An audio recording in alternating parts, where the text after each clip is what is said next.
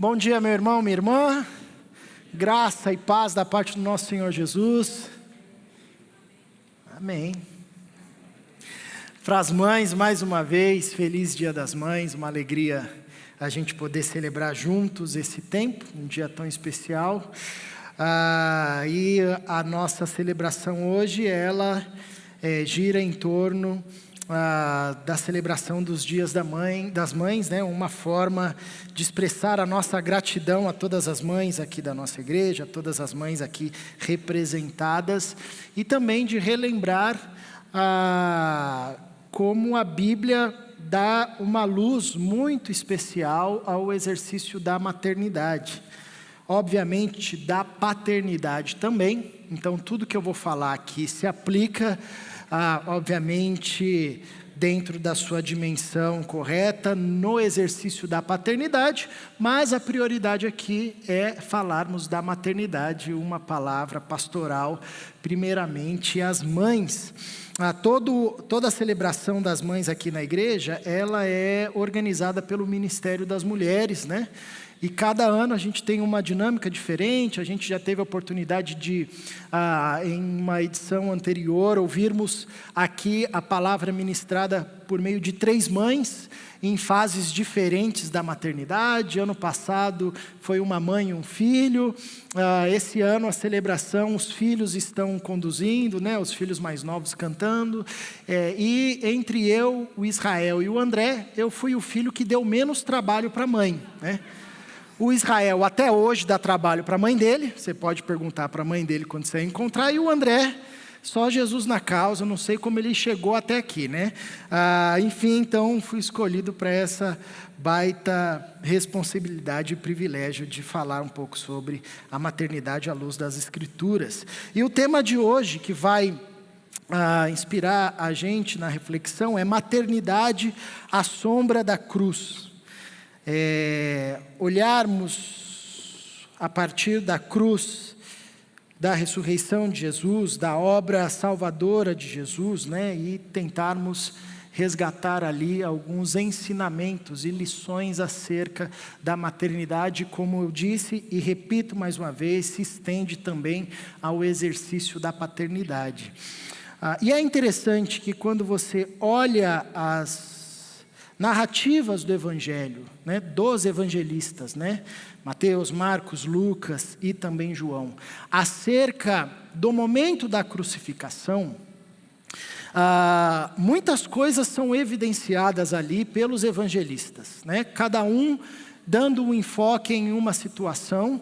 O ponto central da história, obviamente, é a crucificação de Jesus, a obra salvífica de Jesus manifesta ali na cruz, mas você também tem outros eventos e acontecimentos que acontecem ao redor da crucificação, tanto do ponto de vista natural, como o terremoto, o sol se esconde, isso gera um pavor nas testemunhas que estão ali, como a maldade dos soldados romanos em lançar sorte sobre as vestes de Jesus, a coroa de espinho, a chacota, né, existente naquela situação, mas também, e os evangelistas, todos eles registram isso, há um momento familiar na crucificação, que às vezes passa meio desapercebido na nossa leitura, que vai ficando às vezes automática, né?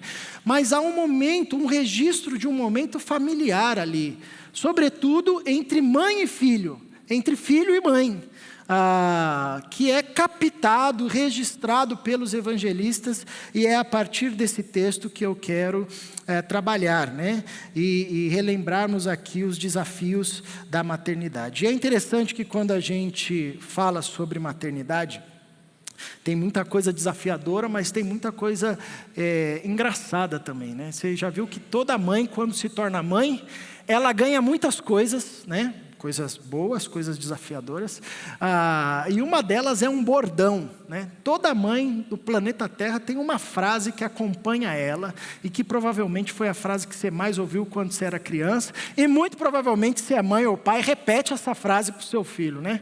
Eu lembro que a frase que eu mais ouvi na minha casa era: eu vou contar para o seu pai quando ele chegar. Essa frase acompanhou a minha infância. Você provavelmente deve ter a sua frase que a tua mãe fala para você.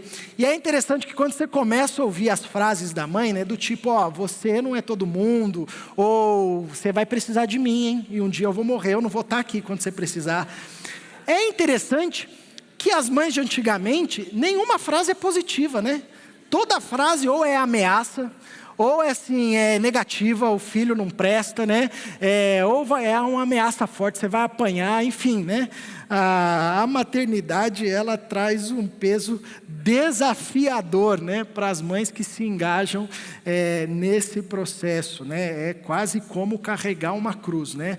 O processo da maternidade. Enfim, não sei qual frase você mais ouviu da sua mãe, mas a ideia da gente olhar para esse texto bíblico é entender que o exercício da maternidade à luz das Escrituras é um caminho de graça, mas também um caminho desafiador, um caminho que exige muito daquelas que trilham, né?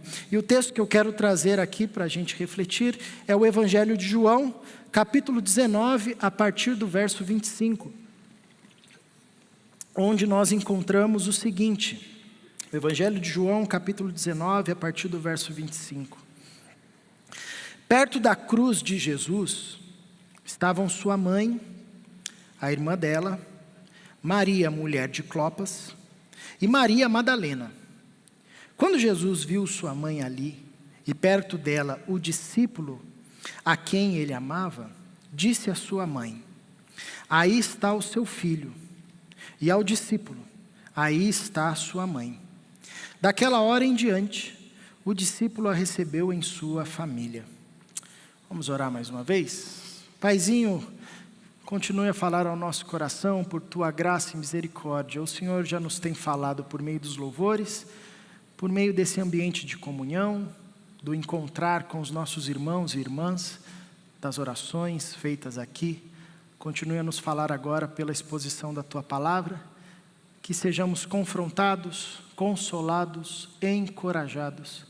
Nosso caráter seja transformado à semelhança de Jesus Cristo de Nazaré. É o desejo do nosso coração, é no santo nome de Jesus que oramos. Amém.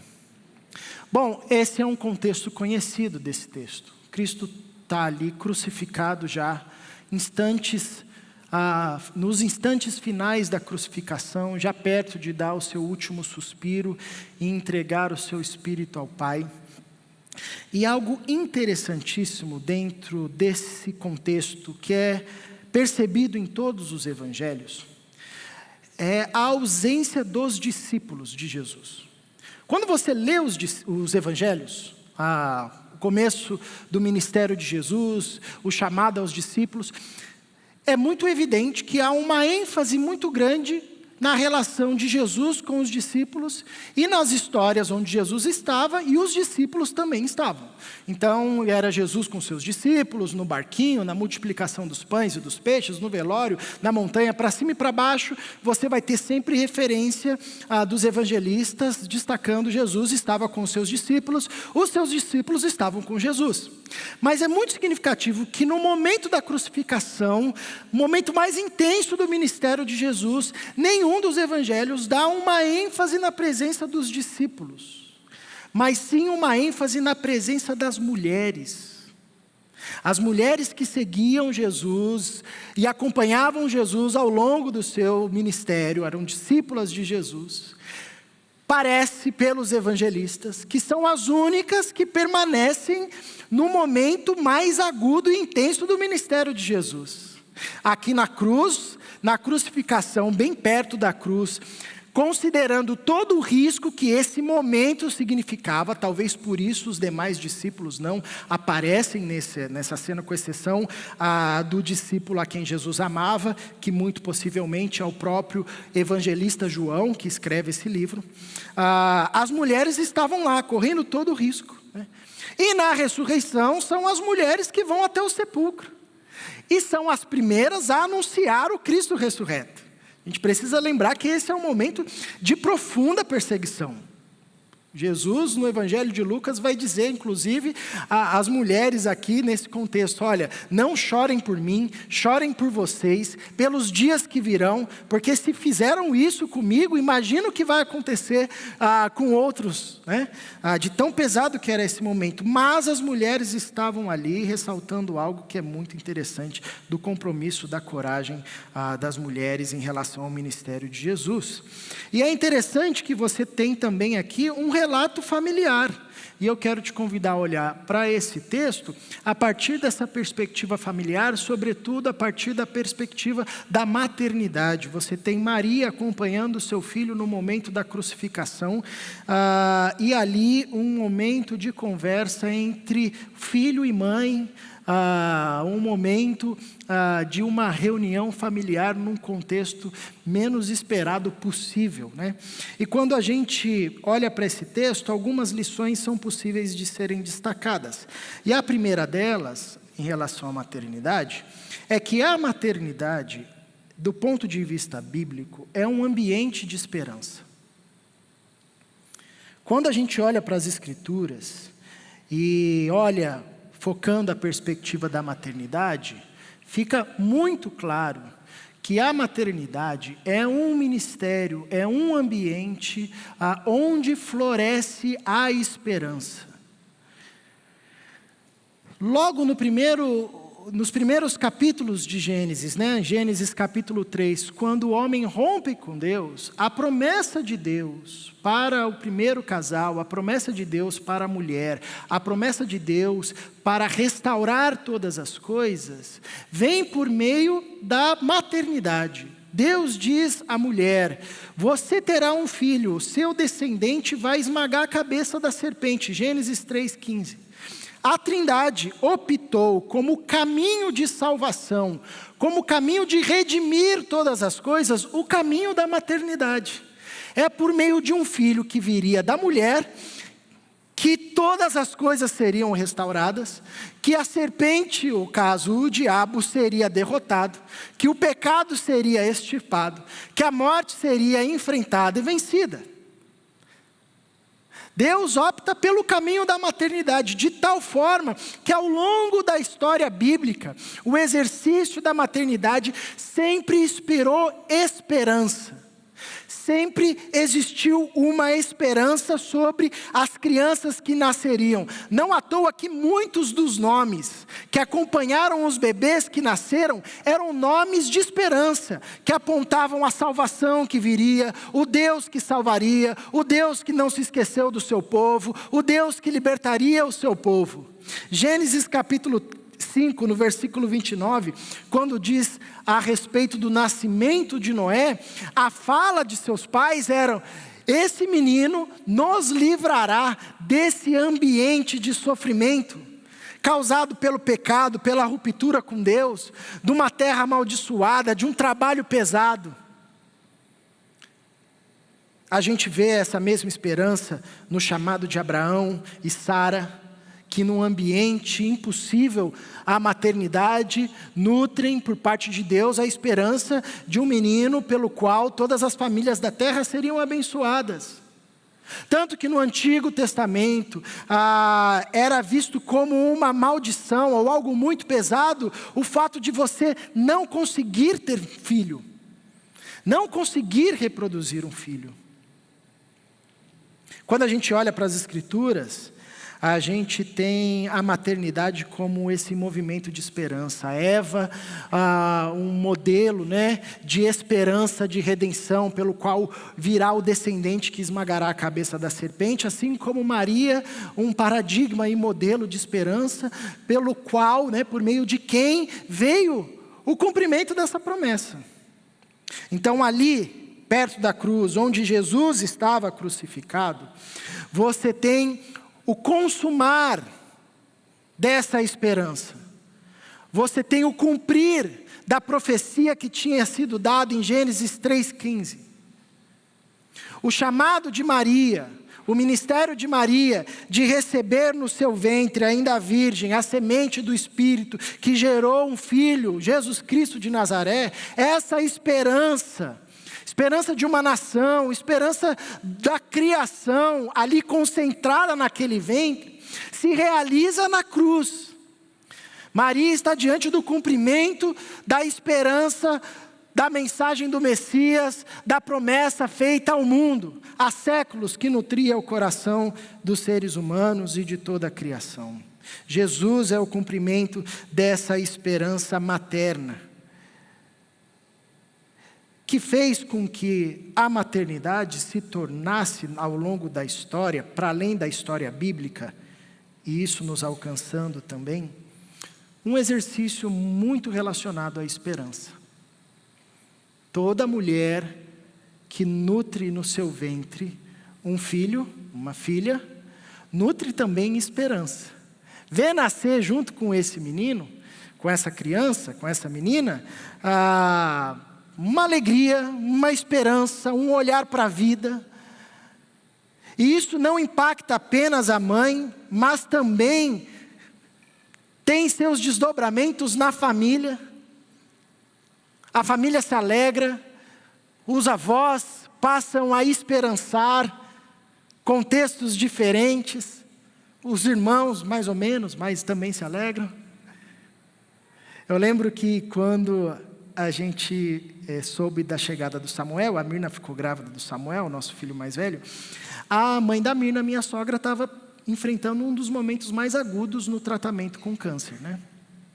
E o Samuel nasceu e foi interessante perceber como a chegada do Samuel gerou na minha sogra um ânimo, uma alegria de perseverar em meio a tratamentos profundos, para que ela conseguisse passar por isso e desfrutar de bons momentos com o seu neto, vê-lo crescer, vê-lo desenvolver. Isso gerou esperança nela diante de uma realidade de luta.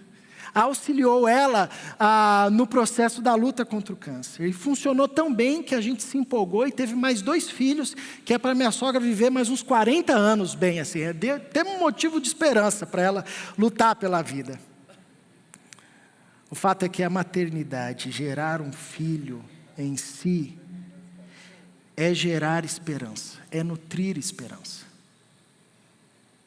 E isso está muito relacionado com o fato da Trindade ter escolhido a maternidade como um meio redentivo. A maternidade é um meio redentivo. E isso é um movimento contracultural nos dias de hoje, que ruma cada vez para um estado de desesperança. E um mundo que vai se afundando no estado de desesperança, inclusive às vezes quer abreviar a maternidade, do tipo falas, né? Não, eu prefiro não ter filho porque o mundo está caótico hoje, eu não quero que o meu filho nasça num mundo caótico como esse. A gente olha para a perspectiva bíblica e consegue enxergar a maternidade como uma ação contracultural. Não, é justamente no mundo de desesperança que a gente pode abraçar a maternidade como um ministério de esperança, orando e desejando que a criança que venha traga novos ares, seja de Deus, manifeste a graça de Deus, nos livre desse ambiente caótico, resplandeça a luz de Cristo. Não precisa ter 6 filhos, mas que 1 ou 2 seja esse exercício da esperança proveniente da maternidade. Agora, quando a gente olha para o ponto de vista bíblico e também para o ponto de vista da história, a gente compreende que a mesma maternidade, que é um ministério e um movimento de esperança, é também um ambiente de dor.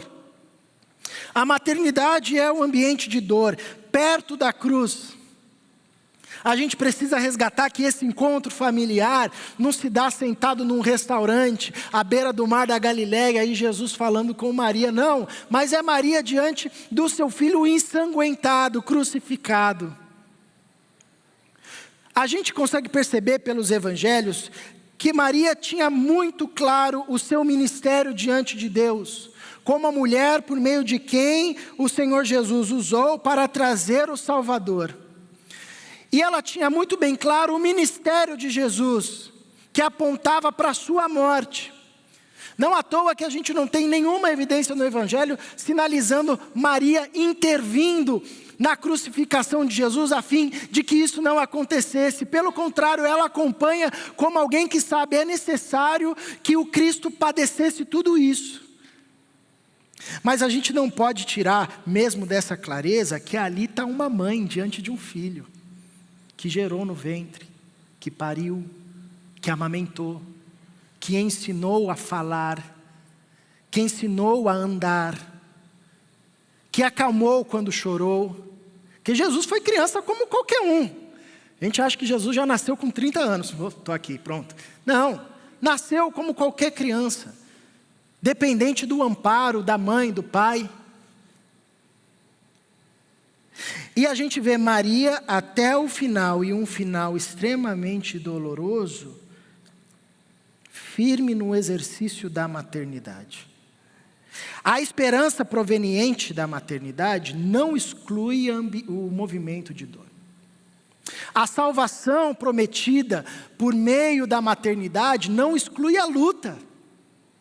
Foi assim no ministério salvífico de Deus no mundo. O exercício da maternidade vai convidar aquelas que abraçam esse ministério ao caminho sacrificial. Não tem como exercer a maternidade sem trilhar o caminho do sacrifício. É possível ser mãe, ter um filho e não trilhar o caminho do sacrifício. Mas é impossível exercer a maternidade, sobretudo do ponto de vista bíblico, sem trilhar um caminho profundamente sacrificial. E obviamente que isso se estende também aos pais. Aliás, é um alerta aos pais. Porque muito da dor contextual, sobretudo no nosso histórico, que as mães enfrentam no exercício da maternidade, é culpa dos homens. Pela falta de responsabilidade, pela falta de assumir um papel ativo na construção familiar, no exercício paterno, na participação dos desafios da casa. Nós vivemos num contexto onde há muitas mulheres que são abandonadas pelos maridos e têm que trilhar a maternidade de forma solo. Da noite para o dia, tendo que se virar com tudo, com cuidado com o filho, com cuidado administrativo da casa, com as finanças. Dores que poderiam ser evitadas. Mas para além dessas dores que poderiam ser evitadas, inevitavelmente, a maternidade, o ministério da maternidade se dá num ambiente de dor. Não tem como ter filho e não trilhar um caminho sacrificial, a não ser que esse ter filho seja um ter apenas para ter, sem um envolvimento profundo. Mas o exercício da maternidade vai custar muito às mães. Vai custar um compromisso até o fim, mesmo que esse fim seja a cruz.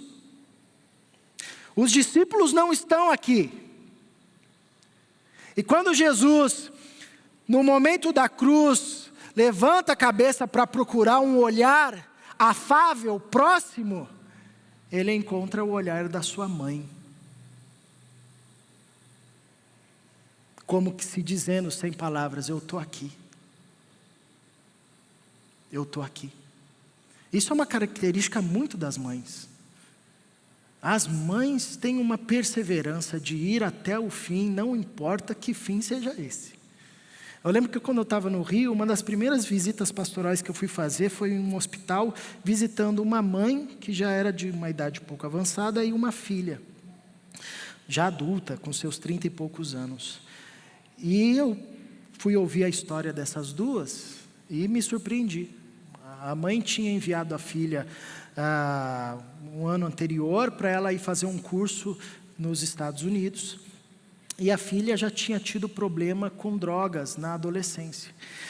Mas estava recuperada, estava reconstruindo a vida, etc. e tal. E eram só as duas, a mãe e a filha. Mas lá nesse curso ela teve uma recaída. E acabou que a mãe ligou para ela um dia, elas se falavam todos os dias, né? Então a mãe ligou para ela um dia e nada, ligou no outro dia e nada, terceiro dia e nada da filha, quarto dia e nada da filha. Aconteceu alguma coisa com a minha filha, ela saiu ligando, não tinha contato de ninguém, fez aquela investigação que toda mãe sabe fazer melhor do que qualquer polícia, Interpol. A mãe ligou para a escola, conseguiu o contato das amigas, foi ligando e aí ela foi juntando as histórias e descobriu que a filha teve uma recaída e que tinha sumido e ninguém tinha visto. Daqui do Brasil ela ligou para a delegacia, para o hospital, mas você sabe o que aconteceu, né? Foi, a gente vai ver, pode deixar. E ela fez o que qualquer outra mãe comprometida com a maternidade faria. Juntou o dinheiro que tinha, comprou a passagem e foi buscar a filha. Ela não sabia falar nada de inglês. Ela foi com um passaporte e uma foto da filha. Foi para a cidade onde a filha estava. Foi para a escola onde a filha cursava. Foi conversando com cada um com inglês que só Jesus sabe o que estava se passando ali. E foi conseguindo descobrir informações. E descobriu onde a filha tinha ido. Poderia ter ido comprar a droga. Ela foi até lá numa espécie de Cracolândia americanizada. E encontrou a filha numa barraca, dormindo lá há semanas, há dias. Num estado deplorável. Pegou a filha, levou para um hospital, deu o primeiro atendimento, e assim que a filha estava mais ou menos boa, colocou no avião e voltou. E aí a gente foi visitar. Eu disse, isso é uma maternidade. Isso é um compromisso profundo.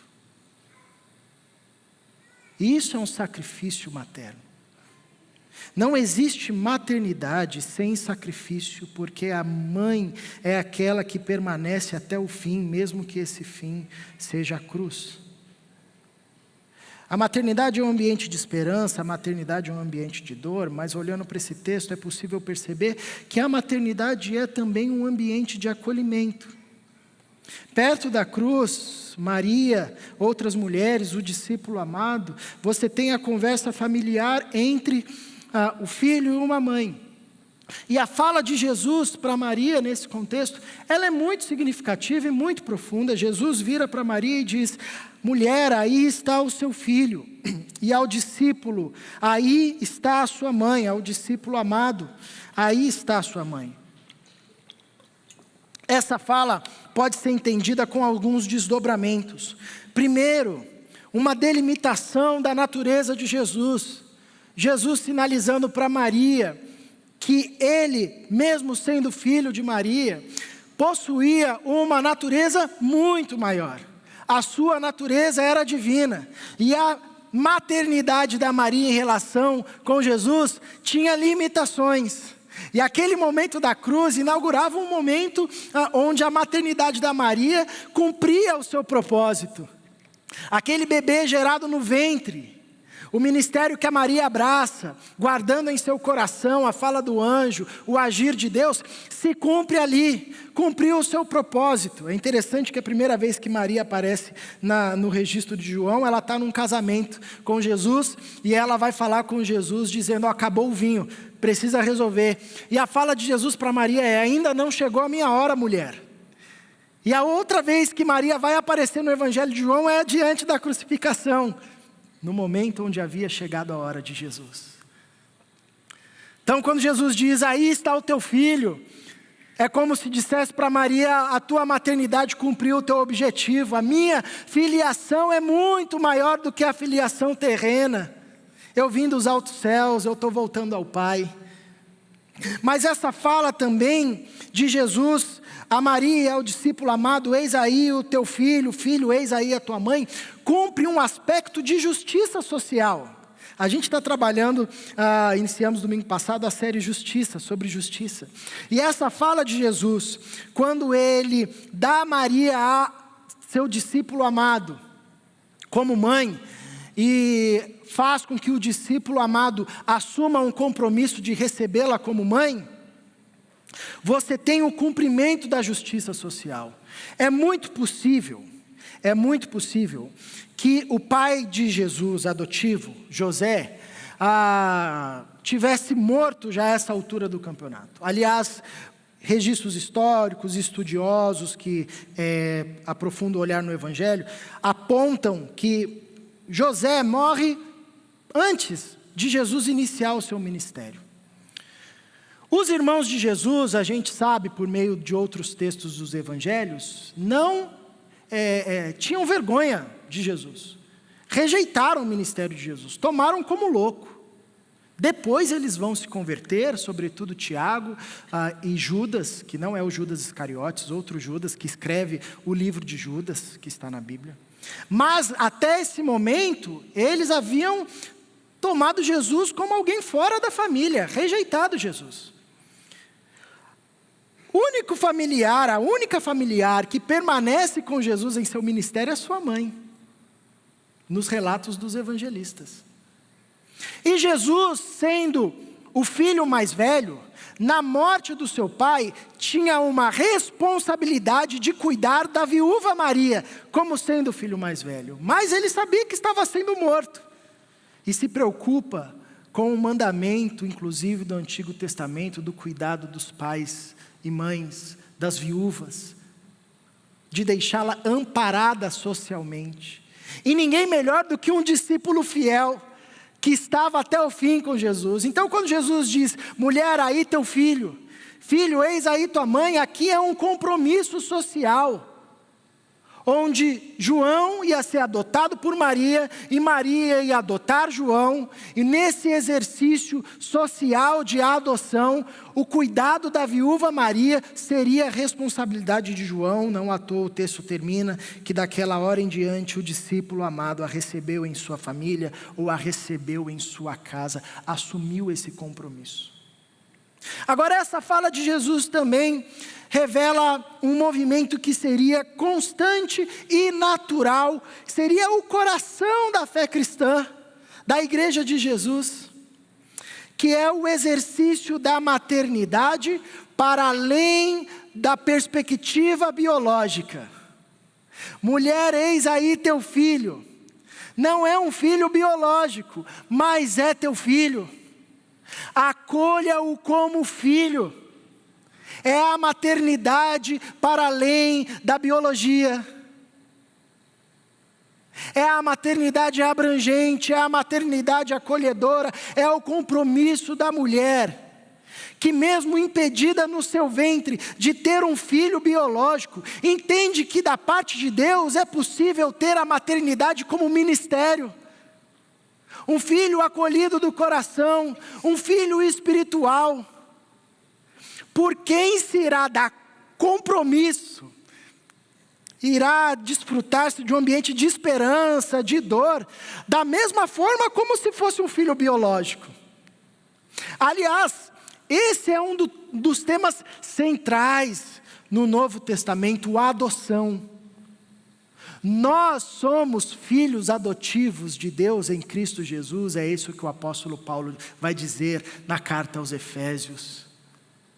A forma como Deus decidiu nos juntar como filhos e filhas foi por meio da maternidade adotiva. O que inspira a nós a entender a maternidade, bem como a paternidade, para além das perspectivas biológicas. Mas entender como um ministério, porque pode ser que a sua história, você quanto homem, quanto mulher, se veja biologicamente privado de ter um filho. Biológico, mas do ponto de vista bíblico não está privado de exercer a maternidade, não está privado de exercer a maternidade, mesmo sendo jovem, mesmo sendo velho, sendo adulto, enfim. É possível encarar a maternidade como um exercício ministerial a partir da adoção. E essa se tornou uma prática comum no início da fé cristã, conforme o evangelho ia prosperando e seguindo em outras regiões, sobretudo em contextos pagãos. Quando uma pessoa se convertia à fé cristã e a sua família não, invariavelmente ela era expulsa da sua casa. Era um jovem expulso da sua casa, era uma esposa expulsa da sua casa, era um marido expulso da sua casa. E eles chegavam para a comunidade cristã e diziam, o que eu faço agora? A minha família não quer mais, meu pai me botou para fora, minha mulher me botou para fora, meu marido me botou para fora, eu não tenho mais comunidade, eu não tenho mais família. E ali no ambiente da comunidade cristã, da igreja de Jesus, eles viam se cumprir uma fala de Jesus aos seus discípulos: aquele que deixa pai e mãe por minha causa, recebe nessa vida um sem número de pais, mães, irmãos e irmãs. Mulher, eis aí teu filho. A igreja de Jesus se dá num movimento de paternidade e maternidade para além das perspectivas biológicas. É um compromisso profundo, igual, sem pôr e nem tirar a maternidade e a paternidade, a tal ponto de, ao fim dessa jornada, dizer: eis o meu filho na fé, eis minha filha na fé. Alguém que foi adotado, acolhido, amado. E isso ressignifica as nossas dores, tanto daqueles e daquelas impedidos por N motivos de viverem a maternidade biológica, podem encontrar no ministério da adoção comunitária da fé, o exercício da maternidade, um exercício de esperança, um exercício de dor, um exercício de acolhimento, quanto aqueles que não tiveram boas experiências maternas ou paternas, podem ser curados, sendo acolhidos, adotados por mães e pais espirituais na fé.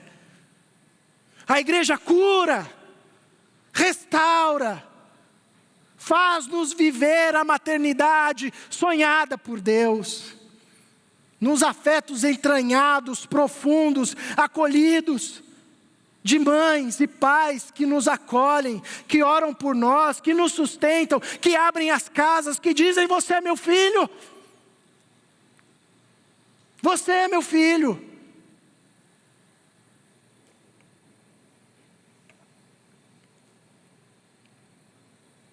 A maternidade é um ambiente de esperança, assim como é um ambiente de dor, bem como é um ambiente de acolhimento. As mães, ao entrarem aqui, receberam um lápis. E esse lápis, ele pode sintetizar esses 3 movimentos. O lápis dá para nós possibilidade de esperança, escrever novas histórias, novos nomes, novos sonhos, novos projetos. Bem como o lápis também é um elemento de acolhimento. O lápis acolhe toda palavra. Toda palavra pode ser escrita por um lápis. Histórias podem ser contadas de forma abrangente. Agora, o lápis também é uma perspectiva de dor, porque à medida que se escreve, ele se gasta. Não tem como ter escrita no lápis sem gastar o grafite, o que é um reflexo da maternidade. Não tem como exercer a maternidade sem se gastar. Não tem como escrever experiências no coração dos nossos filhos, mesmo que sejam esses bordões: um dia você vai precisar de mim, eu não vou estar aqui, sem se gastar. É possível que você tenha um lápis e não gaste ele, mas você não vai escrever nada. Agora, esse lápis é diferente de outros, porque ao fim desse lápis aqui, nessa pontinha verde, tem uma semente. E ele foi feito justamente por isso, para que quando ele for gasto por inteiro, você plante essa cápsula que é biodegradável. E essa cápsula é uma semente, vai nascer uma árvore, que quando crescer você derruba e faz outro lápis. E não é isso o exercício da maternidade? Gastar-se completamente no profundo desejo de plantar sementes no coração dos filhos, para que cresçam, floresçam e frutifiquem. E como que a gente pode fazer isso? Como é que a gente pode perder-se sem se perder? Já que a maternidade é um caminho sacrificial, como é que a gente pode trilhá-la de forma eficaz, para que no esvaziar-nos a nós mesmos, esse exercício dê frutos e frutos duradouros. É fazendo isso perto da cruz, à sombra da cruz.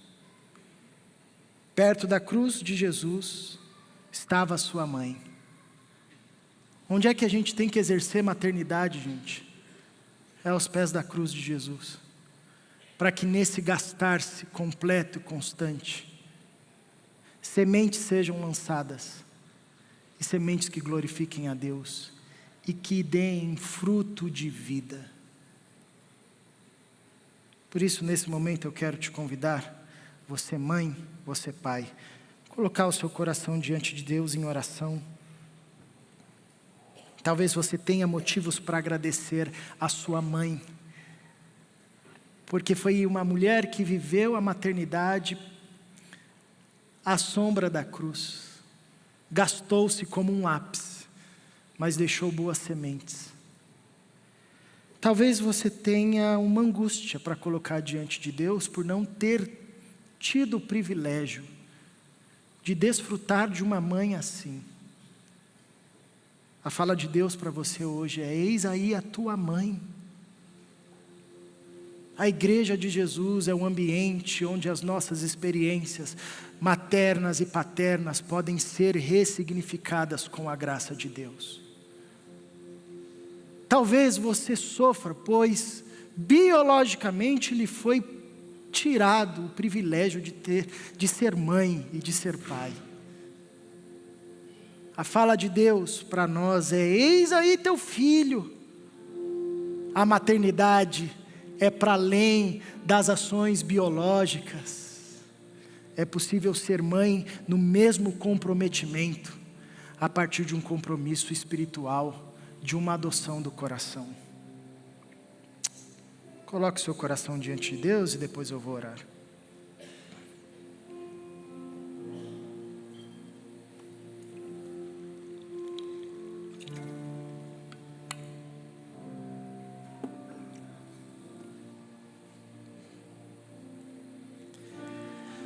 Por tua graça e misericórdia, Senhor, faça florescer a tua palavra em nós. Dá-nos o privilégio de vivenciarmos, quanto mães, pais, quanto igreja, mas hoje especialmente para as mães, essa jornada de esperança, essa jornada de dor e essa jornada de acolhimento. E que nessa jornada o teu nome seja glorificado e façamos isto perto da cruz, aos pés da cruz, à sombra da cruz, para que o nosso dar se dê frutos que glorifiquem o teu nome. Em Cristo Jesus. Amém. Fiquemos em pé e vamos louvar a Deus.